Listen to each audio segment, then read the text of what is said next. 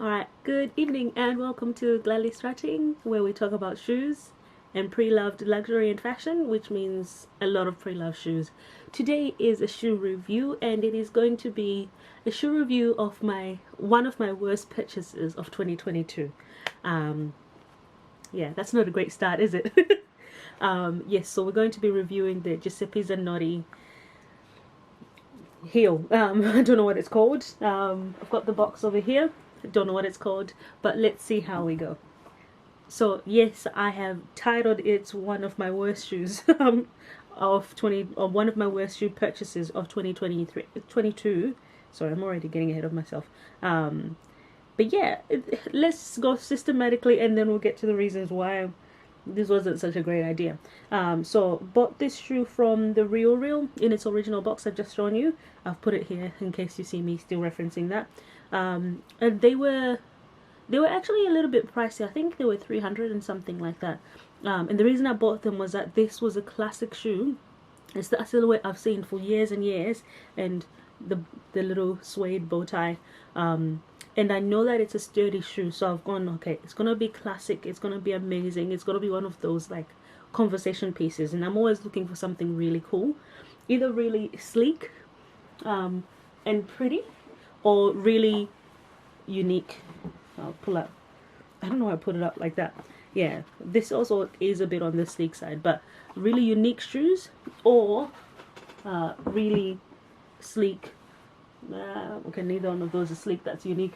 Okay, or really sleek and pretty. So I think that kind of summarizes me as a person in terms of my shoes. It'll be like, oh, that's a little bit artsy, interesting, or oh, that's really pretty. This was going to be artsy, interesting, and I thought it was just a really cool capsule thing to own from Giuseppe Zanotti. Like 20 years from now, but like I actually got this shoe, and I'd seen this for a long time, and I've got it in one of my haul videos, the one where I did the impulsive designer, yeah, haul, and I think this one was the what was this? I said impulsive, but I'd seen this shoe for years, and I knew about this shoe. I think for 10 years, if I'm not mistaken, I'd seen this girl wearing a jupe, and I thought that was just so incredible because I could see the pitch, and I was like, I know I can't walk in that pitch, but I want to see if I can actually train myself up to that level. But anyway, yes, from the Real, a little bit on the pricey side, but I justified it with this is a piece of art, you know, in a roundabout way of saying that. Yeah, it came pretty, like, very good condition. So this is how worn it was when I bought it. No difference since I bought it. Yeah, I think that says a lot. So if I haven't worn a shoe that I've bought, and I've tried to actually wear it, and I've had the occasion to wear it, and I just haven't actually worn it, that's not good. But anyway, systematically, quality I think is really fantastic. Really sturdy heel, well made. Suede is beautiful. The suede is absolutely stunning, and that bow, it's really smooth. This is well made shoe. Giuseppe Zanotti in a 39.5, in case I forgot to mention the size, and the size is fine because it is an open toe, and I can adjust how tight it is over here. It doesn't make a difference for me if it's a 39 or 39.5, because I can adjust it and make it fit a little bit tighter on here. But I just wanted to make sure for my wide feet that they could actually fit through this space, and so they do fit in this 39.5. But yeah, what else is there? I can't really talk about, no, I can actually talk about styling. I would go with something simple because this is already a standout piece. This crosses some levels, some lines, if you're going to church with this heel. So you have to really keep it simple and as classic as you can be, because this is not that classic. Even though it's in black, I kind of balances out in my mind, but when other people see this, they'll go, this is not classic. So I think if you're going to style it, I would style it with something really simple, really classic to go with this. So that's kind of covering styling. Now, comfort. Is this a comfort thing? Do you know what? Comfort is related to this. But essentially, this shoe, you wouldn't be surprised. I've always called myself an intermediate heel wearer, so you won't be surprised to learn that I cannot even stand in these shoes.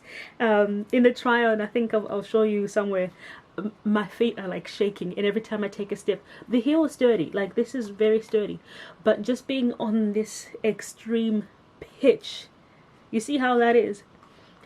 My feet my feet are complaining. So I can barely stand in this. How am I gonna walk? So I thought, you know what, let's practice the standing, let's work our calves, let's do those, you know. I'm laughing so much. Calf raises, let's try and build up, let's do the ballet exercises. Anyway, no chance for me. So I'm working up to be able to just actually stand in these heels, and I'm actually struggling more than I did with the sulcate. Actually, not did in past tense. Than I am struggling with the sulcates. Something like, I don't know, I'm like this. I think that's the thing. Not only is the pitch like similar, or if not worse than the sulcate, then it's got a giant platform that you then have to balance. Look how measly and like weak this looks compared to this.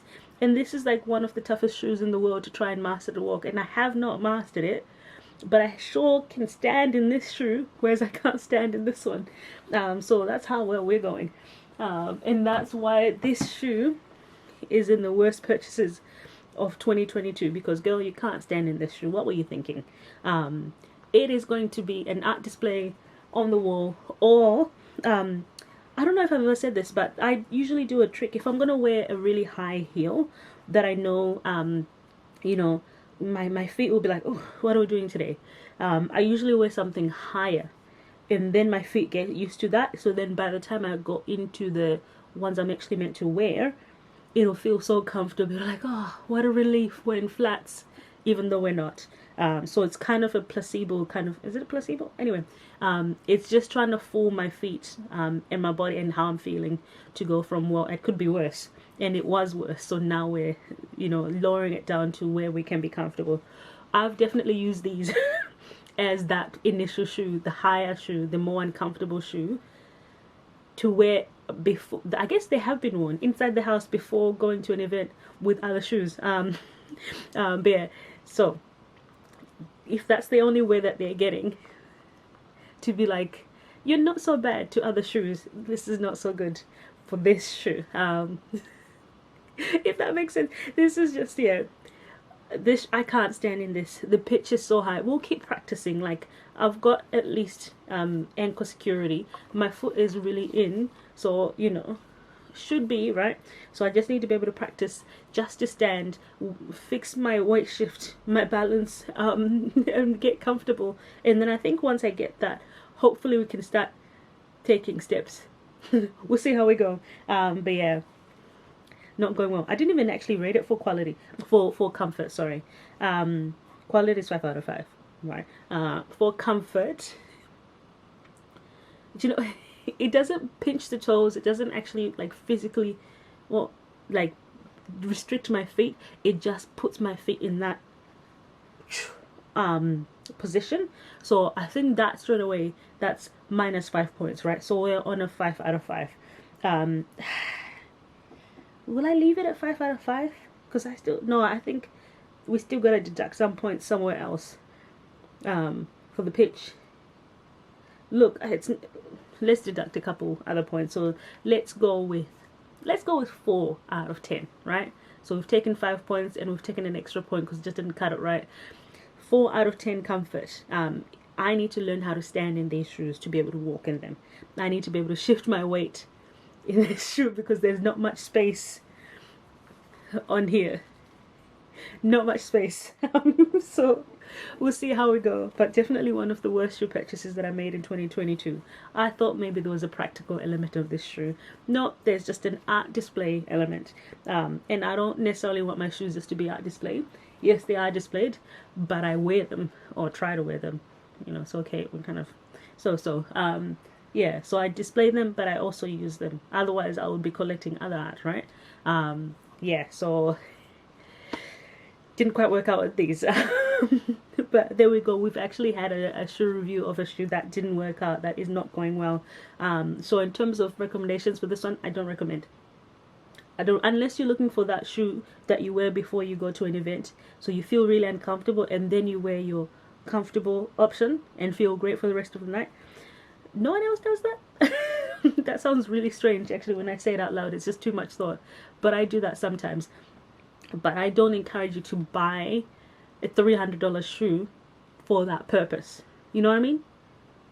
You know what I mean? Just get a really cheap $20 shoe if you need to do that, to serve that purpose, if that's all you're serving, that's all that it's doing. You don't need to go and splurge on a Giuseppe Zanotti heel so that it can sit there and only come out when you want to feel better about other shoes that you have. But yeah, so do not recommend. Highly don't recommend. That's not to say I don't love the shoe. I think it's actually really stunning, but I can't actually have any function with this shoe, so it's gotta be a do not recommend. Anyway, thanks for watching. Catch you in the next video, and hopefully that one is a better review than this. Alright, see you. Bye.